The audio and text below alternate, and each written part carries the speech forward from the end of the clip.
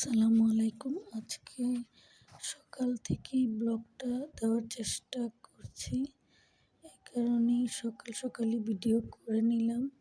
সকালে আজকে ঘুম থেকে উঠে আগে আমার রান্নাঘরের চুলাটাকে পরিষ্কার করার চেষ্টা করছি। কারণ প্রতিদিনই ক্লিন করা হয়। দেখা যায় কাজের যে আপাটা আছে কাজ করে আমার বাসায় উনি করে।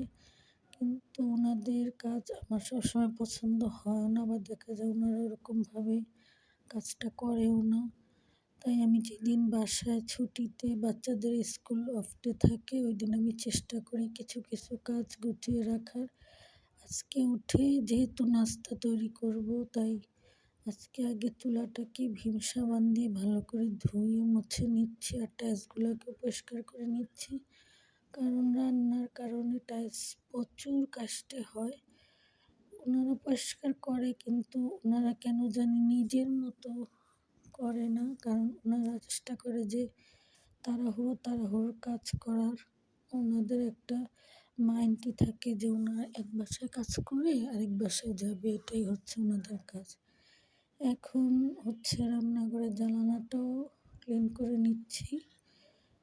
সপ্তাহে ২-৩ বার আমার করাই হয় জানালা পরিষ্কার। এখন হচ্ছে আমার বাসাটা যেহেতু একদমই মেন রোডের সাথে, তাই রাস্তার যে ধুলোবালিগুলো সব আমার বাসায় চলে আসে। আর ধুলোবালির কারণে দেখা যায় জানালা ২-১ দিন পরই না মুছলে চোখে ময়লাটা দেখা যায়। এখন যেহেতু শীতকাল চলে এসেছে, ধুলোবালু প্রচুর হবে এখন। সব তাকগুলো একটু মুছে নিচ্ছি, যেহেতু বাচ্চারা এখনো সবাই ওঠে নাই ঘুম থেকে। আমার হাজবেন্ডও ঘুমিয়ে আছে, তাই বাচ্চা কাচ্চা নিয়ে আসলে বাড়ি ঘর ক্লিন করা, রান্না করা, বাচ্চাদের কেয়ার করা সব কাজই আমাদের উপরেই থাকে। আমরা কাজ করতে করতে আমার তো সারাদিনই চলে যায়। দেখা যায় প্রচুর কাজ শেষ করতে করতে আমার সন্ধ্যাই হয়ে যায়। এমন সময় দেখা যায় আমি সন্ধ্যায় দুপুরের খাবার খাই, তখন আমার হাজবেন্ড বলে, তুমি এত কাজ কেন করো, এগুলো বাদ দাও। আসলে আমরা যারা যেসব আপুরা একটু পরিষ্কার, সেসব আপুদের তো একটুই প্রবলেম। সেসব আপুরা জানে যে বাচ্চাদের কেয়ার করা, এরপরে আবার বাড়ি ঘর একটু পরিষ্কার রাখা, আবার বাইরে যাওয়া প্রতিদিন বাচ্চাদের নিয়ে, আমাদের উপর প্রচুর চাপ। আবার আমরা সবসময় কাজের লোকের উপরও ভরসা করে রাখতে পারি না। দেখা গেছে যদি কাজের লোকের ভরসায় থাকি তখন আমাদের বাড়িঘর থাকবে না। তাই আমাদের নিজের হাতেও কিছু কাজ করতে হয়। এটাই নারীদের জীবন। নারীরা যতই কাজ করুক, কাজের মূল্যায়ন তো কোনোদিন পাই না। উল্টো বলে হাজবেন্ডরা যে তোমরা বাসায় তো বসে থাকো, কি বাসায় বসে বসে শুধু ফোনই টিপো। এটাই আমাদের জীবন। এখন হচ্ছে নাস্তাটা রেডি করব। নাস্তাটা একটু লেট করেই আমি বানাই যেদিন বাসায় থাকি, কারণ একটু লেট করে না বানালে দেখা যায় রুটিগুলো কেমন যেন হয়। যেমন রুটি সবসময় গোল হয় না, আবার কোনো গেস্ট আসলে তো কোনো দিনই রুটি গোল হয় না। যাক, বিয়ের আগে তো বানানোই পারতাম না, আটা গোলানো কি বেলা কিছুই পারতাম না। এখন তো মোটামুটি একটু পারি। আর চাটাও করে নিয়েছি, আমার হাজবেন্ডের চা আমার চা করে নাস্তাটা করার পরে আমার কাজের আপাটা এসে গেছে। তো উনি থালা বাসন সব ওয়াশ করছিল, আর আমি এই ফাঁকে বাচ্চাদের ওয়ার্ড্রোবটা একটু পরিষ্কার করে নিচ্ছি। আজকে কিছু শীতের কাপড় বের করেছি আর সেগুলো ওয়াশিং মেশিনে দিয়েছি। ভারী কাপড়গুলো ওয়াশিং মেশিনে ধুই, আর যেগুলো পাতলা সেগুলো আপা ওয়াশ করে দেয়। এখন ওয়ার্ড্রোবের ভিতরে প্রচুর ধুলোবালি জমে গেছে, এগুলি কয়েকদিন পর আসলে ঝাড়লে এই ময়লাটা পরিষ্কার হয়। এখন আবার ছাদে কাপড় দিয়ে আসার পরে এখন আবার রান্নাটা বসিয়ে দিয়েছি। আমার হাজবেন্ড কিছু চিংড়ি মাছ এনেছিল, তাই চিংড়ি মাছ দিয়ে লাউ দিয়ে রান্না করছে আজকে। আর চিংড়ি মাছ দিয়ে লাউটা খেতে ভালো লাগে আমার তো মনে হয়, আর ইলিশ মাছ দিয়ে বেগুন দিয়ে।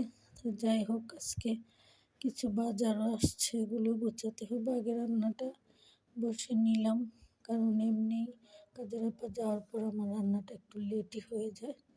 আর চিংড়ি মাছগুলো সব কেটে ফ্রিজে ধুয়ে একবারে রেখে দিয়ে আমি চেষ্টা করি যে বাজারটা একসাথেই গুছানোর জন্য। তাহলে একটু কাজের চাপটা বেড়ে যায়। একদিন কাজটা করলে সপ্তাহখানেক আবার একটু কাজের চাপটা কমই থাকে। আমি তো সবসময় কেচি দিয়েই চিংড়ি মাছটা কাটি। এখন আপনারা কে কীভাবে কাটেন আমাকে জানাবেন। আমি যেহেতু কোমরের সমস্যার রোগী, তাই আমাকে দাঁড়িয়ে কাজ করলেই আমার জন্য ভালো হয়। তাই আমি দাঁড়িয়ে দাঁড়িয়ে চিংড়ি মাছগুলো একদিন করে রাখলে দেখা যায় সপ্তাহখানেক আর কাজের চাপ কম থাকে। এখন হচ্ছে ইলিশ মাছটাও কুটে নিয়েছি। ইলিশ মাছটা আমি সবসময় নিজ হাতে কাটার চেষ্টা করি, কারণ ইলিশ মাছ দেখা যায় কাজের খালাদের দিয়ে কাটলে ওই মাছটার স্বাদ চলে যায়। এটা আমার আম্মু কি আমার শাশুড়ি ওনারা মুরব্বীরা এটা বলে। তাই আমি চেষ্টা করি মাছটা নিজ হাতে কাটার জন্য। মাছটা আমি প্রথমে সিনে রেখে আঁশটাগুলো ফালিয়ে নিচ্ছি, তারপরে বটি দিয়ে কাটবো।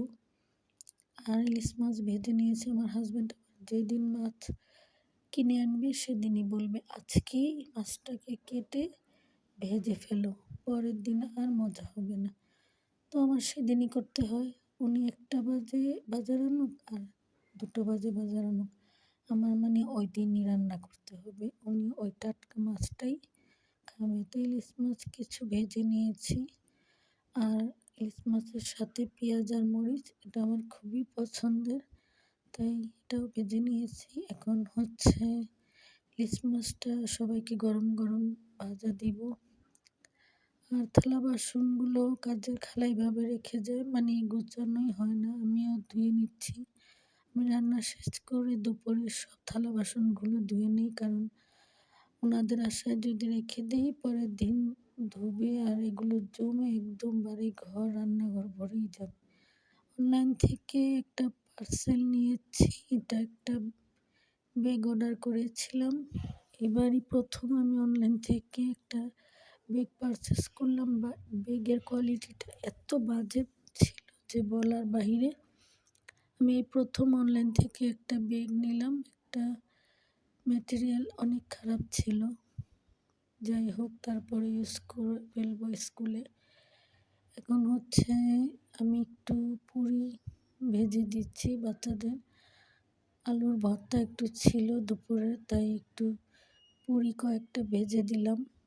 অনেক সময় আমি পুরিটা ভিতরে আলুটা পুরে বেলে অনেক সময় ডিপ ফ্রিজে রেখে দিই, তখন খেতেও ভালো লাগে। আর এটা হচ্ছে স্কুল থেকে আসার সময় ভ্যান গাড়ি থেকে। আর বাসায় যদি কেউ আসে তাহলে দেখা যায় বেশিরভাগই মুড়ি ভর্তাই খেতে চায়, কারণ আমরা যারা ঢাকার আছি তারা কিন্তু মুড়ি ভর্তা ছাড়া আমাদের চলেই না। আমরা মুড়ি ভর্তাও খাই, আবার দেখা যায় ডাক্তারও দেখাই, ওষুধও খাই, গ্যাস্ট্রিকের ওষুধও খাই।